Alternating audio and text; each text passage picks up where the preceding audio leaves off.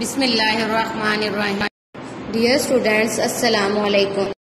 I am Fatma Malik. I am your teacher of Urdu of class 3. Hope you all are well with your families at your home.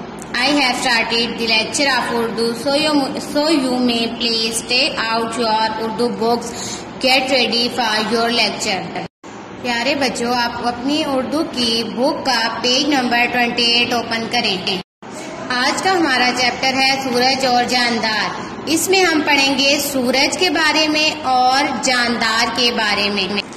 اس میں ہم پڑھیں گے سورج اور جاندار کے بارے میں. سورج کے بہت سے فائدے ہیں.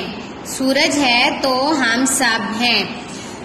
سورج ہماری زندگی کے لیے بڑا اہم ہے. تمام جانداروں کی زندگی سورج ہی کی وجہ سے ہے.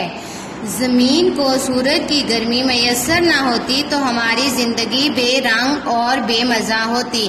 پھلوں کی طرح پھولوں اور اناج وغیرہ میں بھی خوشبو، رنگ اور ذائقہ سورج کی گرمی سے پیدا ہوتا ہے. سورج کے اتنے زیادہ فائدے ہیں کہ ہم انہیں گن نہیں سکتے. سورج سے جانداروں کی زندگی آسان اور خوبصورت ہے. دن اور رات کا بننا، موسموں کا بدلنا، گرمی، سردی، خزاں، بہار، بارش، آندھی اور طوفان، یہ سب کچھ سورج ہی کے دم سے ہے. سورج آگ کے بہت بڑے سمندر کی طرح ہے. سورج کی سطح کی بناوٹ زمین کی سطح کی طرح نہیں. سورج تو روشنی اور گرمی کا بہت بڑا کرہ ہے. اس میں تیز روشنی کے ساتھ گیسز جلتی رہتی ہیں. ایک اندازے کے مطابق سورج کے مرکز میں درجہ حرارت 1,40,00,000 سینٹی گریڈ ہے. شروع میں ہماری زمین بھی سورج ہی کا حصہ تھی. سورج کی بناوٹ میں جو مادے پائے گئے ہیں وہ سب کے سب زمین میں بھی دریافت ہوئے ہیں. اس خیال کو تقویت ملی ہے کہ زمین بھی سورج ہی کا حصہ رہی ہے. آہستہ آہستہ زمین کی سطح تو ٹھنڈی ہو گئی، لیکن نیچے بہت گہرائی میں لاوا اب بھی دہک رہا ہے، جو کبھی کبھی زمین کی سطح پھاڑ کر نکل آتا ہے.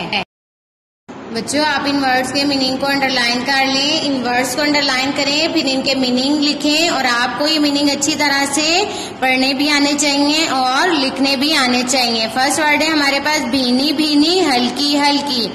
تقویت مضبوطی، تقویت مضبوطی. دہکنا بھڑکنا، روشن ہونا. دہکنا بھڑکنا، روشن ہونا. میسر ہونا، ملنا. میسر ہونا، ملنا.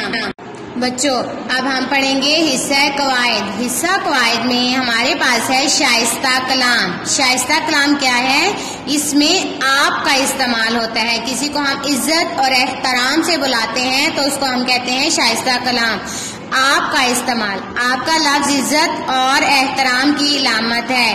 بڑوں یا اجنبیوں کو آپ سے مخاطب کرنا چاہیے. اپنی عمر کے واقف لوگوں، دوستوں وغیرہ سے بات کرتے ہوئے عام طور پر تم کا لفظ استعمال کیا جاتا ہے. تاہم کسی کو عزت دینے کے لیے آپ بھی کہہ سکتے ہیں، بھلے وہ بہت ہی گہرا دوست کیوں نہ ہو. تو آپ کسی کو مخاطب کرتے ہوئے اس وقت استعمال کرتے ہیں جب وہ آپ کے لیے اہم نہ ہو، چاہے وہ آپ سے چھوٹا ہو یا برابر کا. جب اپنے والدین، اساتذہ اور بڑوں سے بات کرنا ہو تو انہیں آپ سے مخاطب کریں. بچوں، اب آپ نے یہ چیپٹر اچھی طرح سے یاد کرنا ہے. اس کی بار بار ریویژن کرنی ہے تاکہ آپ کی ریڈنگ بھی اچھی ہو جائے اور آپ کو اچھی طرح سے یہ چیپٹر یاد بھی ہو جائے. Subjective and objective notes has been provided, so you should write these notes on your copies. Thanks. All of you children keep praying from Allah.